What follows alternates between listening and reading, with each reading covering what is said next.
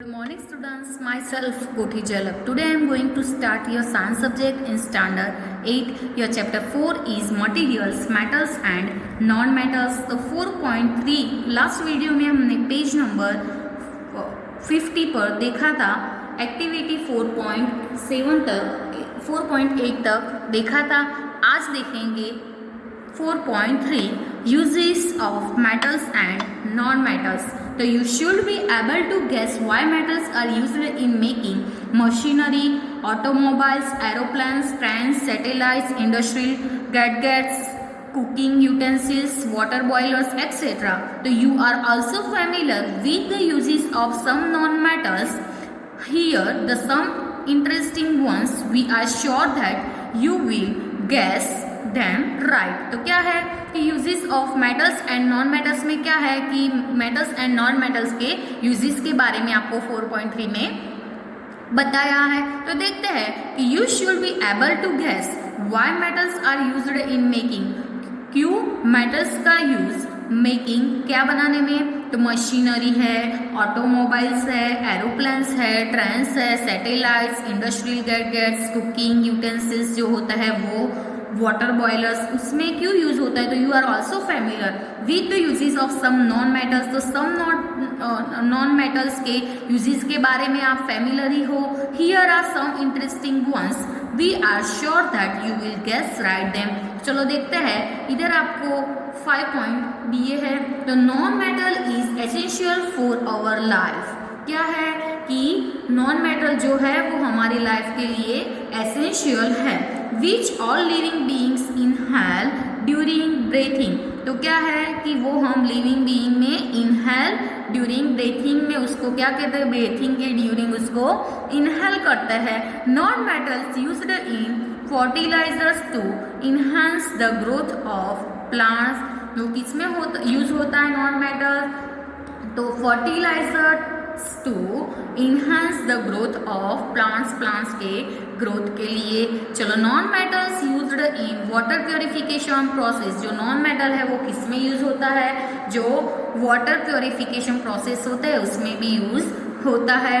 Non metal used in purple colour solution which is applied on wounds and antiseptic जो जंतुनाशक दवा होती है उसमें भी उसका यूज होता है. तो क्या है कि non metals used in purple colour solution which is applied on wounds and as an antiseptic. तो non metals used in crackers यानी कि जो फटाकड़े होते हैं उसमें भी यूज होते हैं.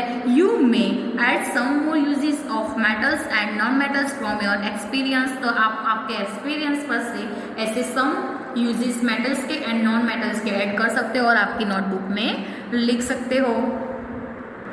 चलो देखते हैं एक्सरसाइज. चैप्टर 4 है materials metals and non metals. तो एक्सरसाइज है. फर्स्ट क्वेश्चन 1 है कि which of the following can be beaten into thin sheets. तो आपको ऑप्शन दिए हैं zinc, phosphorus, sulphurs and last है ऑक्सीजन. तो कौन सा ए वाला आपका ऑप्शन आएगा, जिंक. क्या है question, which of the following can be beaten into thin sheets. तो क्या आएगा आंसर, जिंक. सेकंड नंबर का है कि which of the following statements is correct. तो चलो फर्स्ट क्या है कि ऑल मेटल्स आर क्या है ड्यूक्टियल एंड सेकंड है all non metals are ductile, generally metals are ductile and some non metals are ductile. तो लास्ट सी नंबर का आपका आंसर आएगा जनरली मेटल्स आर ड्यूक्टियल. तो क्या है कि how ever mercury metal a liquid at room temperature can not be drawn into wires and not टिक्यू type. तो देखते हैं कि फिलिंग द ब्लैंक्स. क्वेश्चन 3 आपका क्या है, फिलिंग द ब्लैंक्स. तो देखते हैं फर्स्ट फिलिंग द ब्लैंक्स में क्या है कि phosphorus is very blank non metal. तो फॉस्फोरस कैसा है, वेरी रिएक्टिव नॉन मेटल है. बी नंबर का है. तो बी नंबर में क्या दिया है कि metals are blank conductors of heat and blank. तो क्या है कि metals are good conductor of heat and electricity. आगे ही देखा कि मेटल्स क्या है, किसका गुड कंडक्टर है, तो हीट एंड इलेक्ट्रिसिटी का. तो इधर आपको क्वेश्चन में 2 ब्लैंक्स दिए कि metals are blank conductors of heat and blank. तो क्या आएगा, good and electricity. Third number का है कि iron is blank reactive than copper. तो क्या है, iron is more reactive than copper. चलो देखते हैं। डी नंबर का है कि metals react with acids to produce, क्या प्रोड्यूस करता है, जो रिएक्ट करता है तो वो हाइड्रोजन गैस। क्वेश्चन 4 है ट्रू एंड फॉल्स। तो generally non metals react with acid, तो क्या आएगा, फॉल्स। बी नंबर का है sodium is very reactive metal, तो yes sodium is very reactive metal है कि नहीं, तो क्या आएगा, ट्रू। सी नंबर का है कि copper displace zinc from zinc sulphate solution, तो क्या आएगा, फॉल्स। एंड डी नंबर का है call can be drawn into wire, तो वो भी क्या आएगा, फॉल्स। तो इधर आपको क्वेश्चन 5 में बताया है, ये कौन सा है, क्वेश्चन 5 है। तो क्वेश्चन 5 में है कि some properties are listed into the following tables, distinguish between metals and non-metals on the basis of these properties। तो क्या है कि फर्स्ट अपीयरेंस, यानी कि प्रॉपर्टीज आपको दी है कि अपीयरेंस है, हार्डनेस है, मेलेबिलिटी है, ड्यूक्टिलिटी है, हीट कंडक्शन है, कंडक्शन ऑफ इलेक्ट्रिसिटी, ये सारे आपको बताया। तो उसमें मेटल्स है एंड नॉन मेटल्स में क्या है, तो वो कैसा है, अपीयरेंस जो है उसमें मेटल्स में क्या आएगा, लस्टर्स, उसकी हार्डनेस में क्या आएगा, वो कैसा है, हार्ड है। थर्ड नंबर का है कि मेलेबिलिटी, उसमें क्या आएगा, can be beaten into thin. तो चलो थिन शीट्स में वो क्या होता है, बीटन होता है। ड्यूक्टिलिटी में क्या है, मेटल्स में आएगा can be drawn into wires. Fifth number का है कि हीट कंडक्शन। तो हीट कंडक्शन में आपको क्या दिया है, हीट कंडक्शन में मेटल्स में है good conductor of heat. And 6 number का है कंडक्शन ऑफ इलेक्ट्रिसिटी, तो उसमें क्या आएगा, वो भी गुड कंडक्टर ऑफ इलेक्ट्रिसिटी। तो वो ही हम देखते हैं नॉन मेटल्स में। तो नॉन मेटल्स में क्या है वो देखते हैं। जो फर्स्ट वाला है अपीयरेंस, वो नॉन मेटल्स में कैसा आएगा, डल। सेकंड नंबर का क्या था, हार्डनेस, तो हार्डनेस वाला नॉन मेटल्स में क्या आएगा, सॉफ्ट। उसके बाद है मेलेबिलिटी में क्या आएगा नॉन मेटल्स में, तो can not be beaten into thin sheets. And ductility में क्या आएगा कि can not be drawn into wires. Heat conduction में क्या आएगा, पुअर कंडक्टर ऑफ हीट, वो क्या है कि हीट का पुअर कंडक्टर है। एंड कंडक्शन ऑफ इलेक्ट्रिसिटी में क्या आएगा, पुअर कंडक्टर ऑफ इलेक्ट्रिसिटी, वो किसका पुअर कंडक्टर है, तो इलेक्ट्रिसिटी का। क्वेश्चन 6 है कि give reason for the following. तो ए है कि aluminium foils are used to wrap food items. जो एल्यूमिनियम फॉइल्स है वो किसके लिए यूज होता है, कि फूड आइटम्स को रैप करने के लिए। तो देखते हैं कि उसका रीजन कि aluminium foils are used to wrap के लिए एल्यूमिनियम फॉइल्स का यूज होता है किसके रैप करने के लिए, जो फूड आइटम्स होती है उसको। Because aluminium metal is malleable, वो कैसा है, aluminium metal malleable, therefore it can be beaten into thin foils. क्या है कि थिन फॉइल्स में उसको वो बीटन होता है। डी नंबर का है कि इमर्जन रोड्स फॉर हीटिंग। क्या है कि immersion rods of heating liquids are made up of metallic substance. तो क्या है देखते हैं उसमें कि metals are good conductor of heat. Metals क्या है, किसका गुड कंडक्टर है, तो हीट एंड इलेक्ट्रिसिटी का। तो therefore immersion rods for heating liquids are made of metallic substance. C number का है कि copper can not displace zinc from its salt solution. तो क्या है कि a metal can displace a less reactive metal from its salts in can aqueous solution. किसमें, aqueous solution में। But zinc is more reactive than copper. But क्या है कि जो जिंक है वो कॉपर से क्या है, मोर रिएक्टिव है। Therefore copper can not displace zinc from its salt solution. तो उसकी रिएक्शन हम देखते हैं। तो रिएक्शन में क्या है कि Cu प्लस SO4, ये क्या है, Cu सॉलिड है एंड ZnSO4 क्या है, एक्वियस है। S का मतलब क्या होता है, सॉलिड। एंड AQ यानी कि ZnSO4 जो है वो क्या है, एक्वियस। तो उसकी रिएक्शन मिलेगी नहीं, क्या आएगा, नो रिएक्शन। डी नंबर का है कि sodium and potassium are stored in kerosene. तो देखते हैं क्या है उसमें कि sodium and potassium are stored in kerosene, वो किस में स्टोर किया जाता है? केरोसिन में, because they are highly reactive elements, वो कैसा है? हाईली रिएक्टिव एलिमेंट्स है।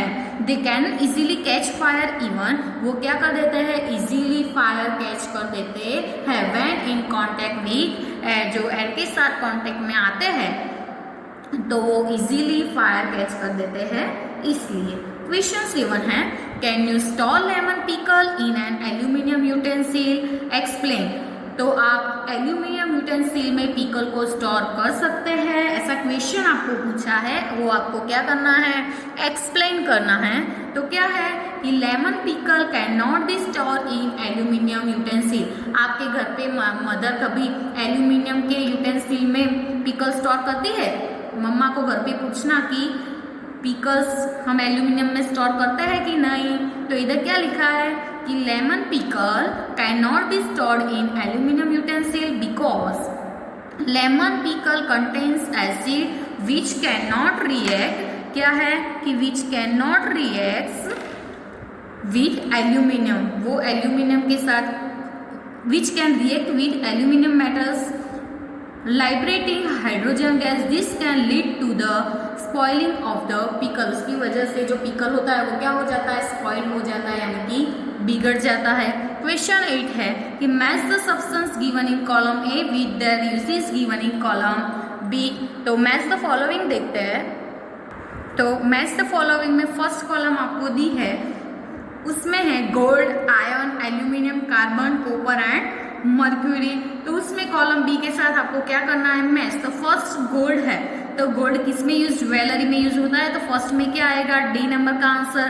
बी नंबर का है, सेकंड नंबर का है आयरन, तो आयरन किस में यूज होता है? मशीनरी में यूज होता है, तो क्या आएगा?